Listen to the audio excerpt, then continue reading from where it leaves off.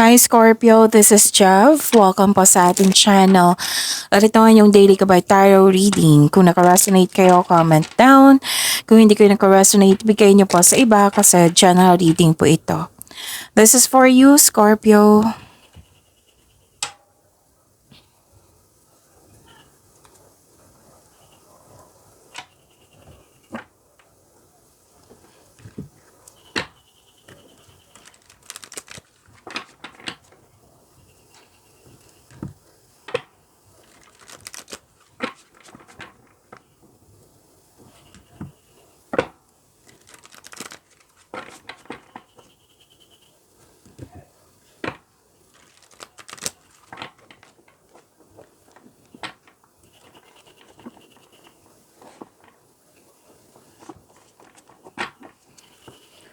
Para po ito sa inyo, Scorpio.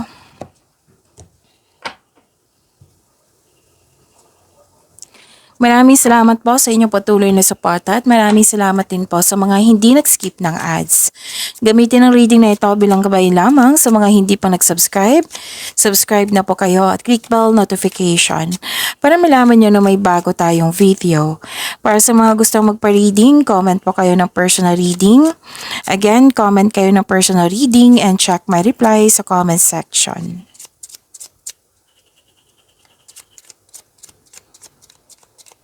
Spirits guide, mga ganap pa para kay Scorpio. I need 3 cards po.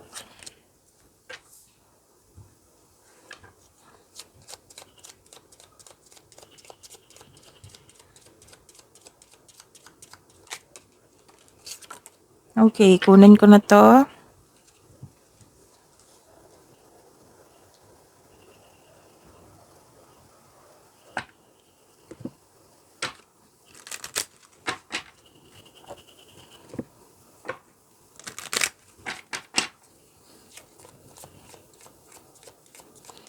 Spirits guide, angels, archangels, guardian angels, message pa para kay Scorpio. I need 2 cards po.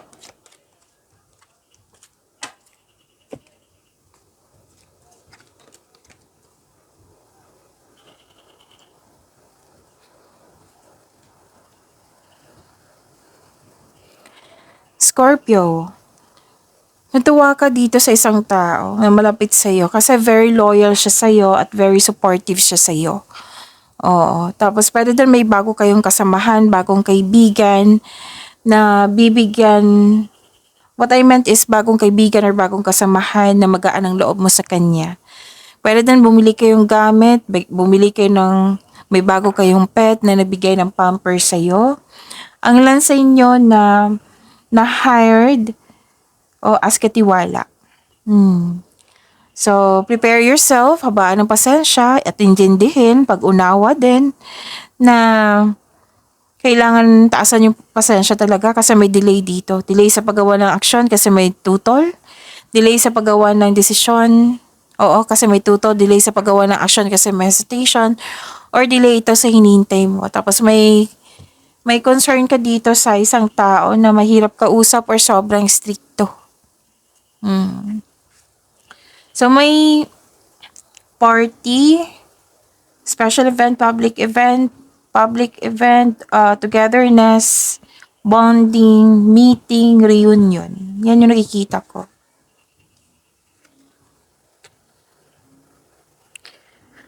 Three seven three seven, inner harmony. Seek inner harmony and balance. Your inner world reflects in your outer reality. 2525, spiritual insight. Seek deeper spiritual insight. They will illuminate your path forward.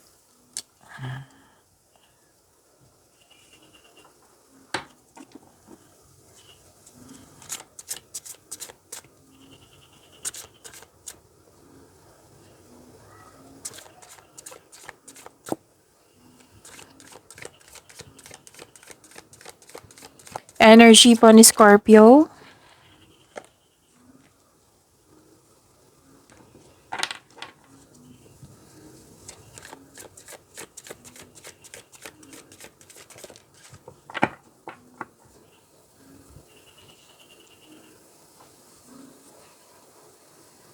Kung may narinig kayo or may nakita kayong repeating message, yan po yung pinupush ng cards nyo po. Like for example, nanood kayo sa isang video po at may napansin kayo na repeating message. Yan po yung pinupush ng cards na kailangan nyo bigyan ng atensyon, solusyon, at aksyon kung maaari po. So ano yung energy ni Scorpio?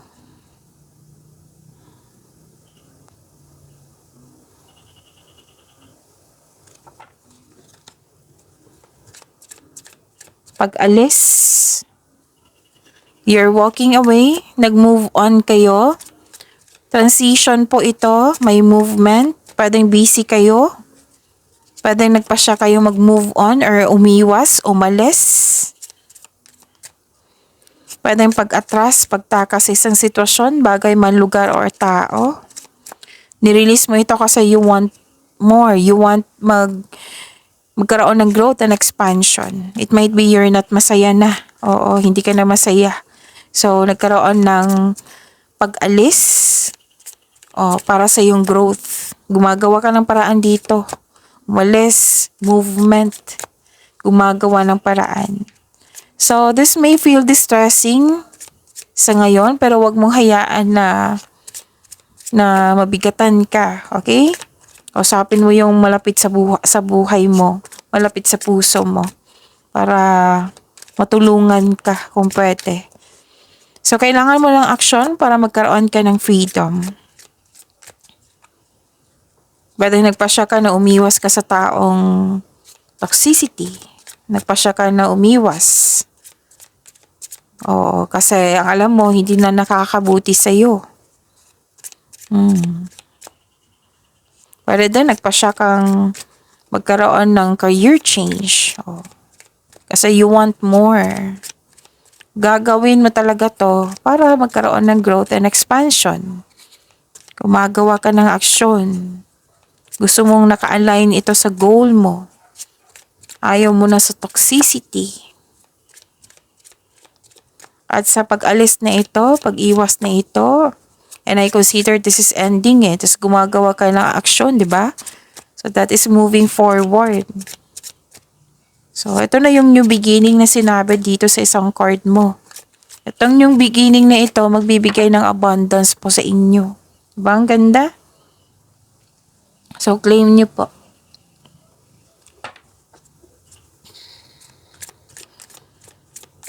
This is new beginning. This is abundance.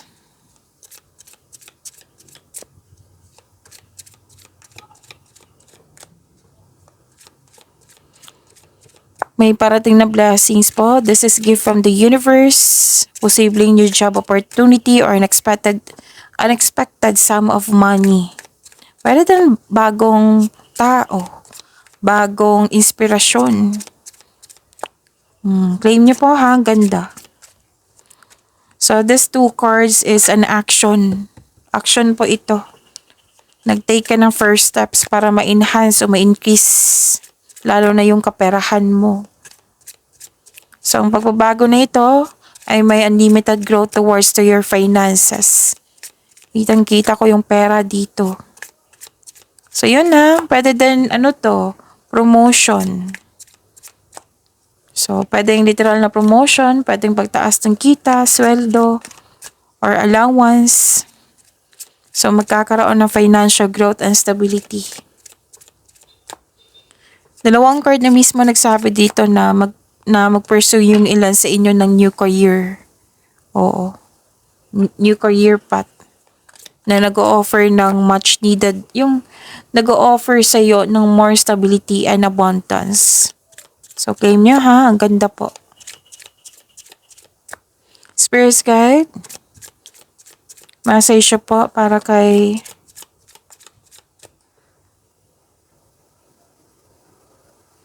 Scorpio.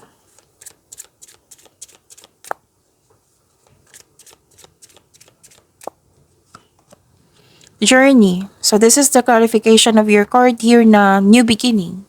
New journey. Each step brings you closer to your true self.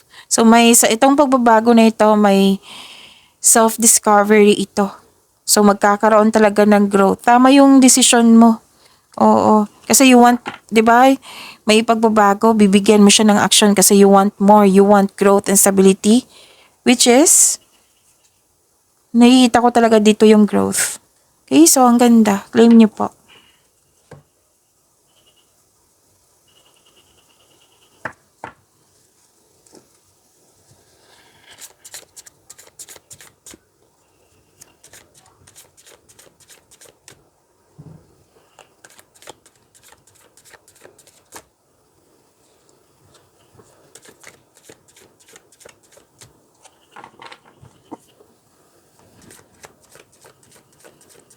Message po sa career and money ni Scorpio.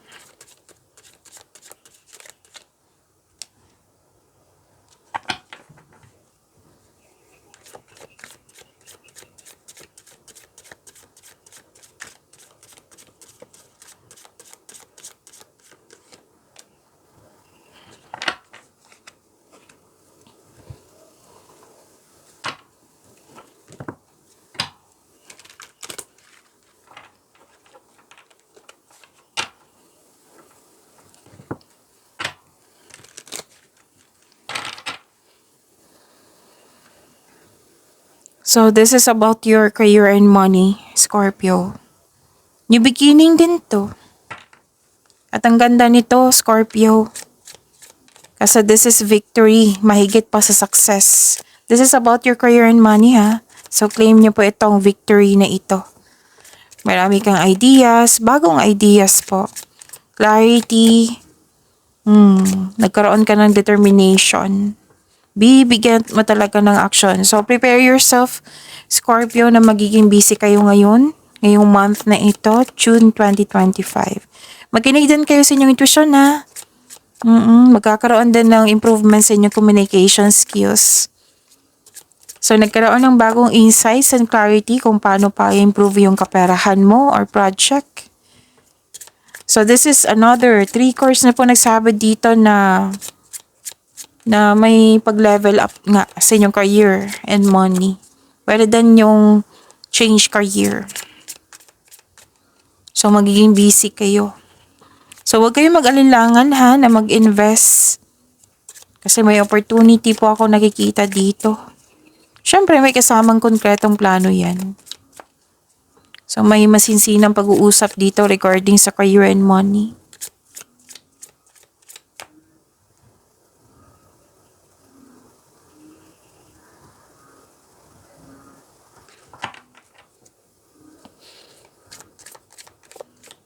Bibigyan mo talaga. 4 na card na nagsabi dito. Tarot cards. Lahat ng tarot cards mo. Na puro action. May parating na offer, new opportunity or project na magbibigay ng saya sa'yo. Nagbibigay ito ng excitement. Tapos may nagbigay ng offer sa'yo ng much needed support. Pwedeng boss or amo ito.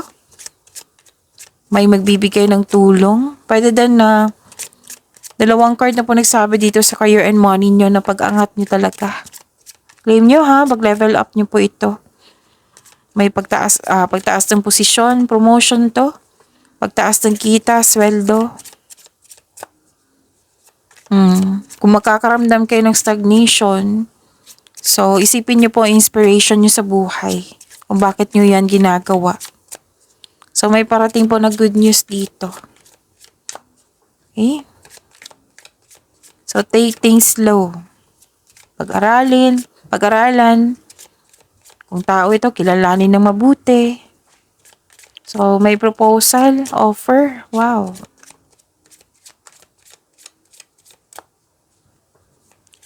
And this is also emotional offerings. Binigyan mo ng mabilisang aksyon. Pwede din mabilisang desisyon ito. So, kung may offer sa inyo, ha, kung tao ito or offer talaga, pag-isipan ng mabuti na may kasamang konkretong plano, okay? Kung tao ito, kilalanin ng mabuti.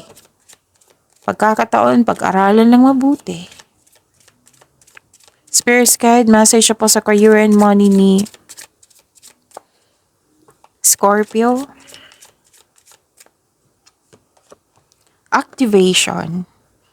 You're unlocking your soul's purpose and receiving divine gifts. Oh, nag-clarify siya dito sa inyong, 'di ba, may gift from the universe.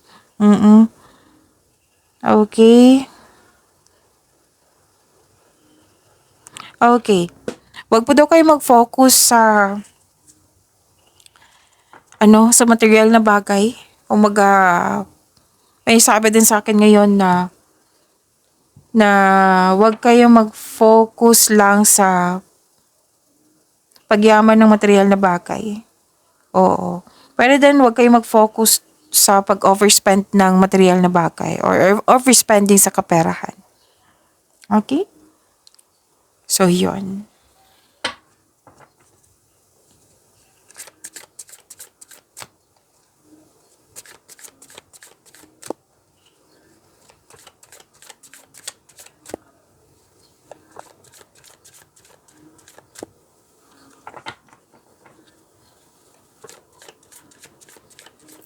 Message siya po sa love life, self-love, partnership, and romance, Scorpio.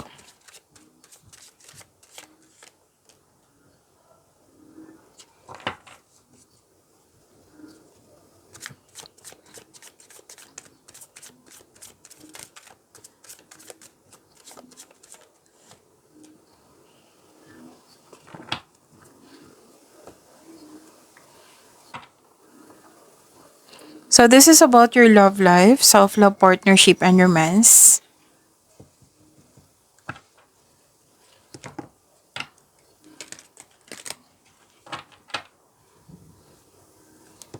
Sa mga single dito, ang ganda kasi yung parating sa inyo na para sa inyo is very matagumpay na sa buhay.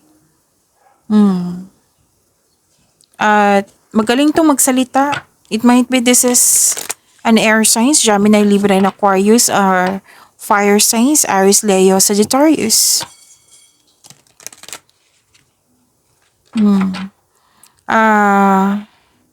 Sa mga relasyon, yung partner mo, ginagamit ang lohika kaysa sa emotion, mataas ang pasensya. Pwede din kayo ito. Pwede siya or kayo po ito. So, gumagawa dito ng aksyon upang manindigan.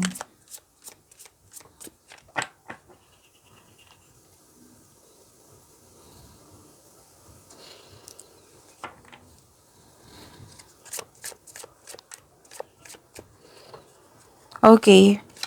Para sa mga single, you need time alone. Parang perfect time sa inyo na maglaan ng oras sa sarili. Ayaw nyo munang magtanggap ng manliligaw. Ayaw nyo munang magipagrelasyon. Para sa mga relasyon sa buhay mag-asawa, nag-put kayo ng space. Space is a sign of respect to yourself. Nag-put space ka, oo. So, space is a sign of a respect sa iyong person, sa kapwa po, sa iyong sarili, sa inyong connection, sa inyong relasyon. Nag-soul searching kayo dito. Oo, nag-soul searching. Gusto niyo mapag-isa para makapag-isip, makapaghanda at magpagaling. Para sa pagbalik mo, na maging ma-recharge ka na.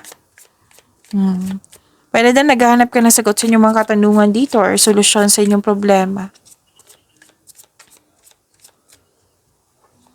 Soul searching.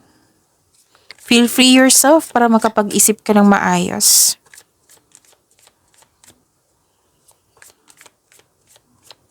You want to spend time with yourself. Para sa pagbalik mo, your energy is restored.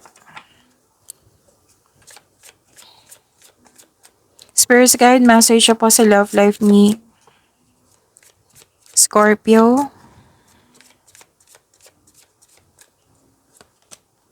Oh, wedding bells din sa iyo, Scorpio. Wedding. Take your relationship to the next level one step at a time. Wow. Oo. So, ito it might be may connection kayo sa Virgo or an air signs, fire signs. Air signs sa Gemini, Libra, Aquarius. Fire signs, Aries, Aries, Leo, Sagittarius. Pag-imanin niyo po yung blessings na binigay sa inyo. Sa Scorpio, see you tomorrow. Maraming salamat po.